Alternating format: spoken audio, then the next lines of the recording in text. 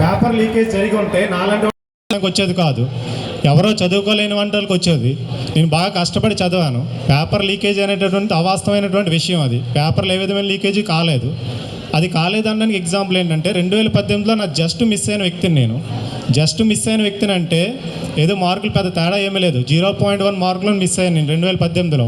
అప్పుడు మిస్ అయిన వ్యక్తులు ఎవరైతే ఉన్నారో వాళ్ళందరూ ఇప్పుడు జాబులు సంపాదించామంటే పేపర్ లీకేజ్ జరిగి ఉంటే మాలాంటి వాళ్ళకి వచ్చేవి కాదు, ఎవరికో వచ్చేవి. అటువంటిది ఏమీ జరగకుండా పేపర్ లీకేజ్ అవేం జరగలేదు, అంతా పారదర్శకంగానే జరిగింది. ఇంకోటి, ఎక్కువ ర్యాంక్ వచ్చిన వాళ్ళకి జాబ్లు వస్తే తక్కువ ర్యాంక్ వచ్చిన వాళ్ళకి రాలేదని అంటున్నారు. అలాగే ఎప్పుడు మనం ఆలోచించకూడదు, ఎందుకంటే రాజ్యాంగం రిజర్వేషన్లు ఇచ్చింది, దానికి మనం కట్టుబడి ఉండాలి. 2018లో నా 0.1 మార్క్తో మిస్ అయినప్పుడు నా ర్యాంక్ సెకండ్ ర్యాంక్. అప్పుడు నాకు జాబ్ రాలేదు. వ్యవస్థను నిందించడం కాదు, రాజ్యాంగం రిజర్వేషన్ సృష్టించినప్పుడు దాన్ని మనం పాటించాలి. ఇప్పుడున్న నాయకులు అదేంటి తెలుసుకోకుండా రిజర్వేషన్ మీద గౌరవం ఇవ్వకుండా వాళ్ళ అవాస్య వాళ్ళు ప్రచారం చేస్తున్నారు. అప్పుడు 2018లో నాకు ఎందుకు రాలేదు జాబ్ అని నేను ఆలోచించలేదు.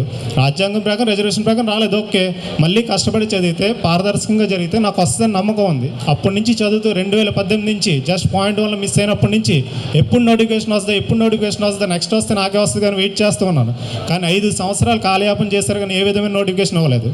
నాలాంటి మెరిటోరియస్ స్టూడెంట్స్ 5 ఇయర్స్ చాలా వెయిట్ చేయాల్సి వచ్చింది. ఈ 5 ఇయర్స్లో అట్లీస్ట్ ఒక నోటిఫికేషన్ ఇచ్చినా సరే జాబ్ వచ్చేది.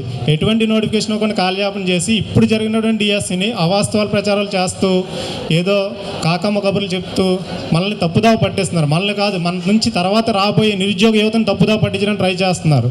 నిరుద్యోగులు ఎవరు వీటికి మోసపోవద్దు, ఎందుకంటే అంతా పారదర్శకంగా జరుగుతుంది. పారదర్శకంగా జరగకపోతే నాలాంటి వాడికి ఫస్ట్ ర్యాంక్ వచ్చేదే కాదు. అప్పుడు జస్ట్ మిస్ అయిన వ్యక్తులు అందరం ఇప్పుడు మనం జాబ్లో వచ్చాము. కమింగ్ వచ్చే నిరుద్యోగులందరూ ఈ ప్రభుత్వాన్ని నమ్మండి, నమ్మి మీరు శ్రద్ధగా చదువుకుంటుంటే క్యాలెండర్ ప్రకటిస్తున్నారు, అన్ని జాబులు వస్తాయని నేను కోరుకుంటున్నాను.